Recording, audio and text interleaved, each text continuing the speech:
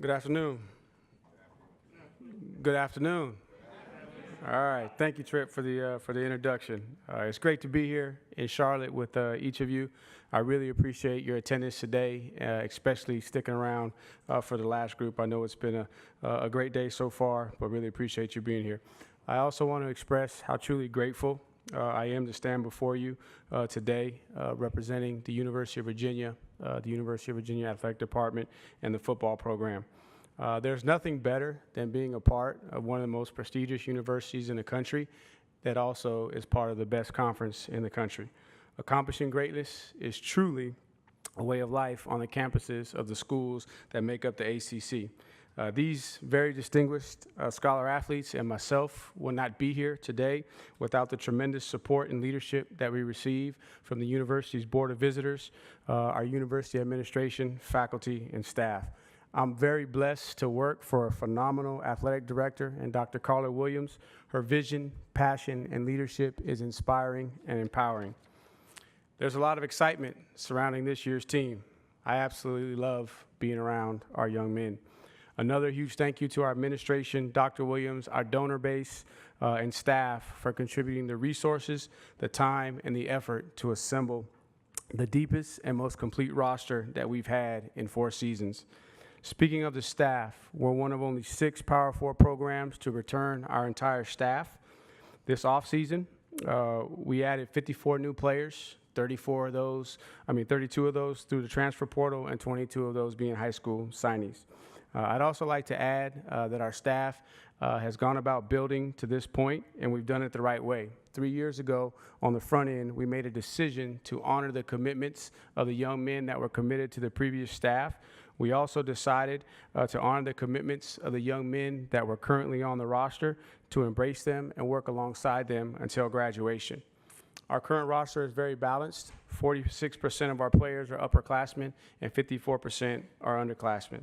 With the addition of the players that we added in the transfer portal, we added 850 games of college football experience. We held a lead in 9 of our 12 games last season, and we're hopeful that the added depth and experience will help us in working towards closing out games in which we have a lead. As the staff and the administration were hard at work building a competitive roster, the scholar athletes were hard at work on grounds in the classroom. In the spring, we set a football record with a 3.23 team GPA, and as a program, we've been above a 3.0 GPA 5 of the 7 semesters we've been on grounds. In our 7 semesters, we've averaged 77 members of our team accessing the 3.0 or above club each semester. This season, we have 7 home games, 4 of which are within the first 5 weeks, and our staff and players are excited to see our outstanding fan base pack Scott Stadium and create an environment that makes it the hardest for opposing teams to play in. I'm joined by 4, 3 of which are up here. Mitchell's on the side, but I'm joined by 4 outstanding young men of character, 4 highly gifted athletes, and 4 phenomenal leaders. Noah Josie and Jameer Carter have been a part of the program the entire time our staff has been in Charlottesville. Both Noah and Jameer have been instrumental in changing the culture in our facility, in the classroom, and on the field. Words cannot express how thankful I am for them and their commitment to UVA football. I don't have to tell you, but they're also really good football players. Chandler Morris and Mitchell Melton joined our program in the spring and have brought instant character, leadership, and swagger to our program. Their football pedigrees speak for themselves, and I'm most excited about their championship experience that they will be bringing to our locker room. You guys are in for a treat as you get to talk to them over the next few minutes. As we get ready to transition to questions, I would like to close by acknowledging the Davis, Chandler, and Perry families. You all are constantly in our thoughts and our prayers. Lavelle, Devin, Deshaun, we love you. We miss you. We know that you'll be smiling down upon us. We are UVA strong because of 1, 15, and 41. With that, I'll open it up for questions. Coach, thank you. Your first question will come left side, 3rd row, right in the middle.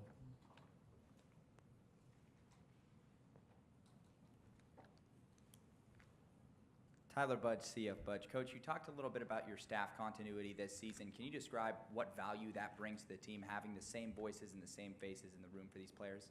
Tyler, correct. Thank you for your question, Tyler. Continuity is big for me, and I've been very intentional with creating an environment where I can earn the trust and loyalty of the staff by their belief in the vision that we have, and then also the environment that creates a good space for work-life balance. But I think it's important for the student athletes to hear a consistent voice. Changeover in this environment, with all the change around them, the last thing they need is a change in the meeting rooms. And then also it brings stability. Also, it allows us to not have to start over every single year. So when we hit the practice field running, especially when we're bringing in 54 new guys, we know where we're going. We know what we're doing. And that also instills confidence in the guys because they can see the cohesion, the chemistry. And in order for us to have a great team in the locker room, we first have to have a great team in the staff. And for us to have a great team, we got to have time spent together so that there's trust, there's cohesion, there's chemistry. So it's critical and very important to me. And I'm very intentional with making sure that we maintain continuity with our staff. Coach, we're going to hang out on the left side just a little bit. So 2 rows back from there. Cam Lemons, Demi Deacon Digest, 24/7 Sports. On the other side of that, you did talk about how there are 54 new players. Probably 30 of them are in the secondary at this point. I know that was a big emphasis for you. What's the role of both the incoming guys and the guys that have been returning to make that cohesion on and off the field? And from an evaluation standpoint, how difficult is it when you're trying to basically evaluate an entirely new slate of guys across 11 different positions on 2 different sides of the ball? Cam, great question. I talked about Jameer. I talked about Noah. It's really, really important to have these guys complete buy-in so that when we bring the new guys into the fold, they quickly can let them know these are the expectations, these are the ways that we do things. And they've done an exceptional job of welcoming the new guys in with open arms and embracing them. These guys, Jameer and Noah in particular, have endured a lot over the last 3 years. And speaking for them, I think I can say they want to win. They want to win badly. And they had opportunities to leave, but they believe that what we're building, we're on the verge of doing something special. So it's critical for the guys that are in the program to let the guys know that when we go in the weight room, we tuck our shirts in, or these are the socks that we wear. This is how we finish through the line. And then for the new guys, their role is really to infuse talent, to infuse the culture from a winning standpoint that they're coming from, because we were very intentional in evaluating guys that we felt like would fit the University of Virginia.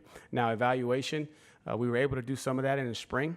But we also brought in 13 additional guys, in the spring portal. So now we're going to have to go back to work, in particular on the back end and the secondary. That was the biggest area of need in the spring portal window, and that's what we'll do over the 25 practices. We were able to get a little bit of a head start with about 6 structured workouts, but we're not in pads, so we can't see the actual true football aspect of it. But I've been very pleased with the upgrade in the length, the speed, the athleticism that we've been able to add to our roster. Center aisle, right up the middle, 3rd on the left. Frank Maloney, who's talking on 9-10. Coach, you're an offensive player from your playing days. You've always had a big interest in, obviously, how offense functions in college football. Speak to your new offense this year with your new quarterback, 3 new offensive linemen, way more depth now at wide receiver and so forth. Dakota Twitty at tight end. Can you help us get a view of your new offense?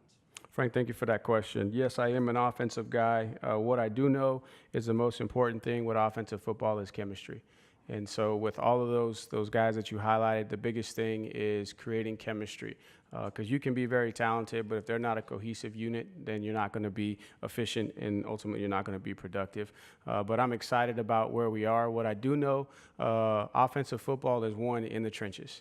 Even though I'm a receiver at heart and coach skill guys my whole life, you win up front. And that's why the biggest area that we addressed was the offensive line and adding depth to the offensive line. Probably the one position that we've been playing to catch up the most over the last 3 years.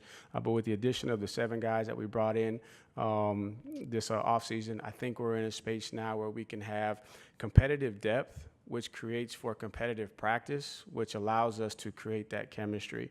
And I think as we figure out kind of the strengths, the weaknesses, and get the guys in the right seats, then we can start to build towards, Chandler's strengths as a quarterback. He knows a ton of football, and the beautiful thing about offensive football is we like to say we're geniuses and gurus, but we're not reinventing anything. We're just ripping off from each other and stealing stuff and changing the name, right? So the biggest thing for him is to figure out how to get the terminology to where he's comfortable with it and then play to his strengths. And that's what we'll do. And when we have a tight end that you mentioned, like Dakota Tweedy and Sage Ennis and some of the younger guys that are developing, you have the glue that kind of holds it together. So now we can play in 11 personnel, be an up-tempo team when we need to, then we can huddle. We can run the ball, right, out of presentations where we're in 10 personnel and quickly get to 11 personnel. But then also in third down, we don't have to change personnels and tip what we're getting ready to do, and we have a passing threat. So I'm excited about the addition of Jamal Edrin to our room, JT Thomas, a couple guys coming in at receiver to kind of bolster the group that we already had in place to give Chandler some weapons. So I'm excited about the potential. Now we have to bring it all together, and you'll be able to hear a little bit more from Chandler about how he feels about where we are. But it may look a little bit different, but then there also may be some components that are the same, and it'll be dependent upon these 25 practices coming up in fall camp to determine exactly what the identity of this group of young men is. But I know we're better up front, and Josie and his boys are going to lead the way, and we're going to kind of ride those guys as far as they'll take us. We've got about 3 minutes left with Coach before our student athletes. Coach, your last question, right side, third row, white shirt. Jack Lowe, Cavalier Connection. Coach, talk a little bit about your off-season transition. You lose the game to Virginia Tech, and you have a couple weeks. You get some NIL funds and a big transfer portal, quarterback change. Talk about the transition, how that's been, and what you're excited for. Jack, appreciate that question there. Truly grateful to the individuals that decided to support the efforts this offseason and provide the resources for us to be able to go be aggressive and productive in the transfer portal. We knew that we were coming off a year where we would have a very, very large senior class. And I referenced that in my opening statement about the decisions that we made 3 years ago, that we were building to this point to where we were going to have a chance to really transition the roster. And so there's really no downtime, and you go right to work trying to figure out how you're going to position yourself before the dead period hits. You got to get the high school guys signed that first week in December, and then you got about a 2-week window of craziness where you're just trying to get guys to come see you, and every team in the country has the same problem. But I thought Tyler Jones and Justin Sparrows did a great job of identifying the guys that we felt like would fit the needs that we had open, and the staff just did a great job of working the phones, trying to build relationship as quick as possible, and then we got them in for spring practice and got the guys moving around, got them through about 8 weeks of winter training, and then hit the grass for 15 practices. And then we also were evaluating where additional needs were, and then that's what led to the direction that we took in the spring portal window. Coach, thank you.